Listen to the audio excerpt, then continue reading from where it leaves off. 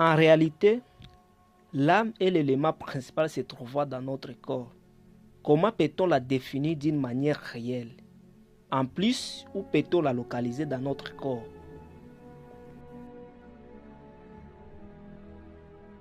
D'abord, l'âme porte de différentes définitions selon sa secte.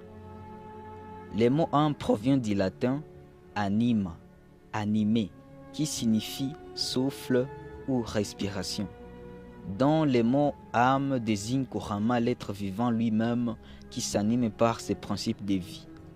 Donc, elle est le principe vital, spirituel, transcendant qui animère le corps d'un être humain, que soit l'animal ou végétal. L'âme est employée comme synonyme d'esprit. Le concept d'âme a été étudié depuis l'Antiquité en philosophie par plusieurs philosophes. Selon Platon, l'âme est ce qui s'aimait soi-même. Selon ses lois, l'âme est le sel du monde. Aristote était d'accord avec les lois de Platon et il avait écrit un ouvrage de l'âme, l'a défini comme la cause du mouvement vital chez les vivants. Un biologiste appelé Cyril Barrett écrit que l'âme est un mot qui désigne une idée inventée pour présenter la sensation d'être habité par une existence, par une conscience. Cyril Barrett voulait signifier que, selon la structure biologique, l'âme est une propriété immatérielle émergente de l'organisation complexe de la matière dans le cerveau. Un géologue naturaliste encore explorateur appelé Charles Darwin explique que la vie est apparue de manière naturelle et qu'elle a ensuite évolué par la sélection naturelle. Donc, elle niait toute participation d'un Dieu suprême et a créé les hommes avec une âme dans les processus mécaniques. La plupart des théoriciens psychologues définissaient l'âme comme l'intériorité de la pensée émotionnelle et mentale. Les psychologues envisagent un monde intérieur où souvent les désirs, les images mentales, les douleurs, la souffrance morale et le rêve ont leur champ d'action. En 1907, un docteur appelé Duncan McDougall a affirmé avoir mesuré le poids de l'âme. C'était des choses étranges. Dr McDougall, après ses recherches, il publie des résultats qui prédisent que l'âme pèse 21 grammes. C'était incroyable de mesurer l'âme qui est immatérielle. Il expliqua la manière dont il faisait ses recherches.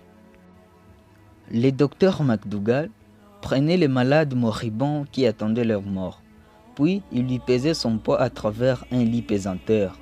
Et après la mort du malade, il constatait le cas diminution du poids environ 21 grammes. Puis, il s'accordait qu'il s'agissait du poids de l'âme s'échappant du corps humain qui mène la diminution du poids après sa mort. Il avait fait cette expérience sur 6 moribonds.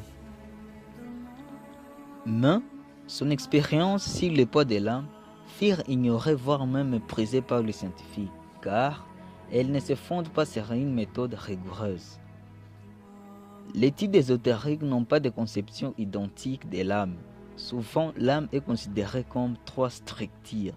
Un ésotéricien appelé Robert Fleed au XVIIe siècle, il considère l'âme comme 3 principes de vie.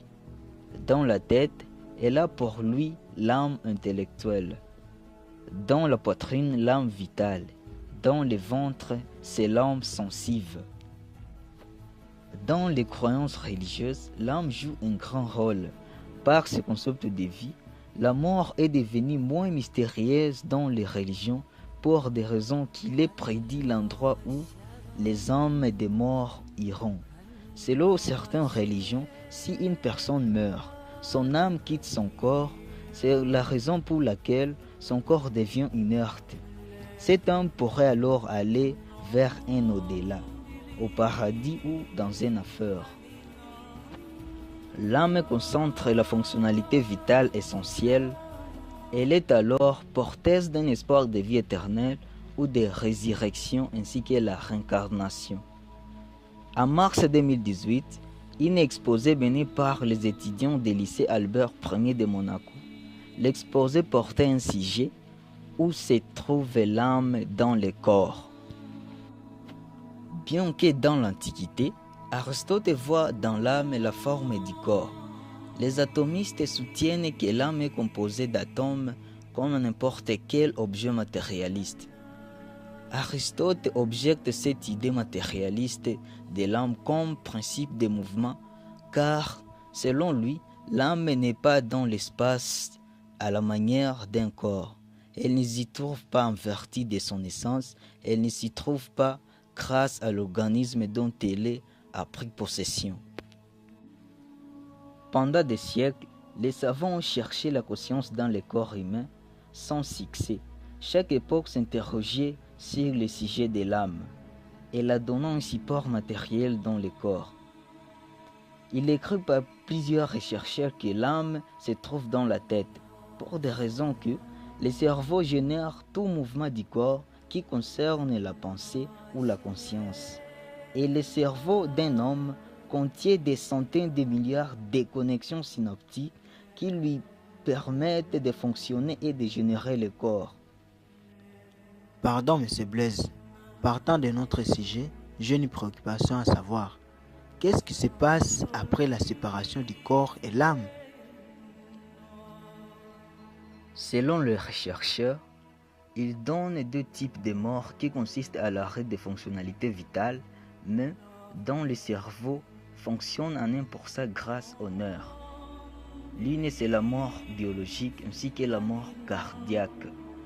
La mort cardiaque se consiste par une perte subite de fonction cardiaque, coupe de la respiration et l'état de conscience, habituellement causée par une interruption de l'activité électrique normale du cœur. D'après, de telles maladies causent de la mort par des cardiovasculaires, mais de certaines cellules crâniennes, donc les cellules du cerveau, reflètent des mouvements. Scientifiquement, ces morts sont appelées near-death experience. Donc, c'est l'expérience dont l'humain souffre des maladies jusqu'à s'approcher de la mort. Ces gens, s'ils trouvent la chance de revenir dans la vie, ils racontent des histoires dont ils voient lors des soins intensifs qui les approchaient de la mort. Clinically dead. You know, when people die, essentially it's when the heart stops. So this has been going on for as far as we know, millennia, not longer. And when the heart stops, you stop breathing and your brain shuts down, and that's how we declare people dead. And that's why we give a time of death and we give them a note. And really, to be honest with you, until about 50 years ago, that was the point of death. So people become lifeless, motionless, the brain shuts down. But now through advances in medicine, we can actually bring people back to life even after they've gone beyond that threshold of death and study what happens to them. And one of the interesting things, of course, is that the brain completely shuts down, as I said. But what's fascinating is that the cells inside the body, and particularly the cells inside the brain, do not suddenly become annihilated. They go through a process of decay that can take a few hours, which is why we can actually medically bring people back to life after they have technically gone beyond that threshold of death for tens of minutes, if not hours of time afterwards. And that, of course, raises many interesting questions about what happens when we die. Lui, c'est docteur de Grande-Bretagne au nom de Sam Parnier. Il explique que lorsque les gens meurent, essentiellement c'est lorsque le cœur s'arrête. Cette théorie a connu plus de millénaires. Lorsque le corps s'arrête, la respiration s'arrête en plus, le cerveau s'arrête aussi. C'est comme ça que nous déclarons que le gens meurt. Mais grâce au progrès de la médecine, nous pouvons réellement faire revenir l'homme à la vie si une fois il était sur la mort cardiaque. Les choses bien sûr, c'est que si le cerveau s'arrête complètement, il y a des petites cellules à l'intérieur du cerveau ne sont pas arrêtées. Soudainement, elles passent par un processus de retard à la mort qui peut rapporter médicalement les gens à vivre. Après avoir dépassé ce seuil de la mort, techniquement, il passe quelques minutes pour se rétablir.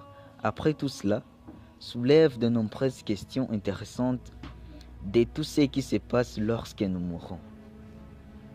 L'un des sites web qui enregistre de nombreuses histoires écrites par des personnes qui ont passé dans cette expérience de la mort est appelé NDRF, Near Death Experience Research Foundation. Plusieurs personnes qui ont passé dans l'approche de la mort, ils postent des histoires qui se ressemblent tandis que d'autres sont différentes.